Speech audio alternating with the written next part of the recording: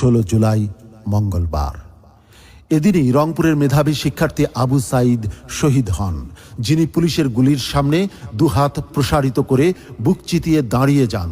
স্বৈরাচারের পেটুয়া পুলিশ বাহিনীর গুলিতে ঝাঁঝরা হন রংপুরের নুরুল দ্বীনের উত্তরসূরি এই আন্দোলনের প্রতীক মেধাবী শিক্ষার্থী আবু সাঈদ। এই নির্মম হত্যাকাণ্ডের পর দেশময় ছাত্র জনতার বুকে যুগের সঞ্চিত ক্ষোভ আগ্নেয়গিরির লাভার মতো বিস্ফোরিত হয়। স্বৈরাচার বিরোধী আন্দোলনের দাবানল জ্বলে ওঠে সারা দেশে। বিকেলে ছাত্রলীগের কেন্দ্রীয় সভাপতি সাদ্দাম হোসেন শিক্ষার্থীদের হুমকি দিয়ে বলেন, আন্দোলন যাবে, আন্দোলন আসবে, কিন্তু ছাত্রলীগ থাকবে। সবকিছুই মনে রাখা হবে এবং জবাব দেওয়া হবে। আমরা দেখে নেব কত ধানে কত চাল হয়। আন্দোলন যাবে, আন্দোলন আসবে, বাংলাদেশ ছাত্রলীগ থাকবে এবং সবকিছুই মনে রাখা হবে, সবকিছুর জবাব দেওয়া হবে। ঢাকা বিশ্ববিদ্যালয় সহ সারা দেশে আন্দোলনরত শিক্ষার্থীদের উপর ছাত্রলীগের হামলার তীব্র নিন্দা ও প্রতিবাদ জানিয়ে ইসলামী ছাত্র আন্দোলন বাংলাদেশ সহ 22 ছাত্র সংগঠনের নেতারা যৌথ বিবৃতি দেয়। নেতৃবৃন্দ বিবৃতিতে বলেন, ঢাকা বিশ্ববিদ্যালয় সহ আন্দোলনরত বিভিন্ন শিক্ষা প্রতিষ্ঠানের শিক্ষার্থীদের উপর ছাত্রলীগের বর্বর হামলায় নারীসহ অসংখ্য শিক্ষার্থী আহত এবং নিহত হয়। আওয়ামী লীগ নেতাদের হুকুমে ছাত্রলীগ সভাপতি সাদ্দাম ও সাধারণ সম্পাদক ইরানের নেতৃত্বে চালানো নৃশংস এ হামলার দায়ভার আওয়ামী লীগকেই নিতে হবে।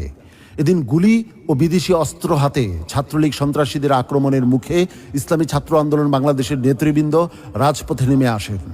পীর সাহেব চরমনাইয়ের নির্দেশে কেন্দ্রীয় সভাপতি নুরুল বশর আজিজির তদারকিতে কেন্দ্রীয় মানব সম্পদ উন্নয়ন ও কর্মসংস্থান সম্পাদক শেখ মোহাম্মদ মাহবুবুর রহমানের নেতৃত্বে সর্বস্তরের নেতাকর্মীরা কেন্দ্রীয় শহীদ মিনারে আন্দোলনে অংশগ্রহণ করে। এ সময় আরও উপস্থিত ছিলেন মোহাম্মদ আল আমিন, খায়রুল আহসান মারজান, ইব্রাহিম খলিল সহ কেন্দ্রীয় নেতৃবৃন্দ, ঢাকাস্থ শাখা ও ক্যাম্পাস নেতৃবৃন্দ।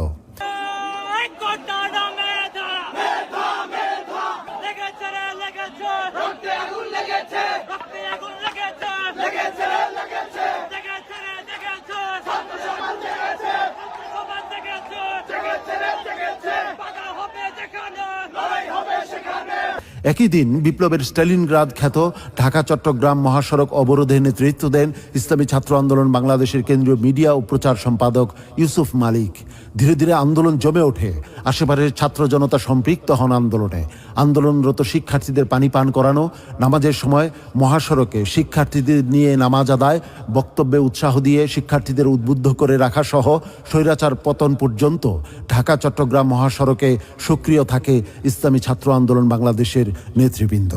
ইসলামী ছাত্র আন্দোলন বাংলাদেশের কেন্দ্রীয় কার্যনির্বাহী সদস্য কামরুল ইসলামের নেতৃত্বে মাওলানা ভাসানী বিজ্ঞান ও প্রযুক্তি বিশ্ববিদ্যালয় ও সরকারি সাদাত কলেজের শিক্ষার্থীদের নিয়ে ঢাকা টাঙ্গাইল মহাসড়ক অবরোধ করেন।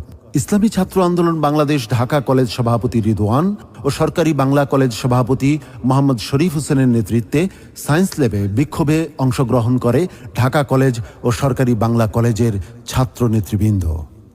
এদিন ইসলামী ছাত্র আন্দোলন বাংলাদেশ ঢাকা মহানগর দক্ষিণের তথ্য গবেষণা ও প্রচার সম্পাদক কিফায়েতুল্লাহ বিন সাইফকে নির্মম নির্যাতন করে ছাত্রলীগ। বিকাল 5টায় টিএসসিতে আটকিয়ে রেখে ছাত্রলীগ ঢাকা বিশ্ববিদ্যালয়ের সভাপতি মাজহারুল কবির শয়নের উপস্থিতিতে টিএসসির অভ্যন্তরে নিয়ে যায় কিফায়েতুল্লাহ বিন সাইফকে। ছাত্রলীগের টর্চার সেলে রড দিয়ে পালাক্রমে বেধড়ক পিটিয়ে মারাত্মকভাবে আহত করে তাকে। নিজেকে জঙ্গি সংগঠনে সম্পৃক্ত এবং ককটেল বহনকারী হিসেবে পরিচয় দিতে বাধ্য করে তার থেকে মিথ্যা ভিডিও স্টেটমেন্ট নেয়। পরবর্তীতে নির্মম নির্যাতনের অবস্থার অবনতি হলে সন্ধ্যা 7টায় তাকে মুমূর্ষু অবস্থায় ছেড়ে দেয় তারা।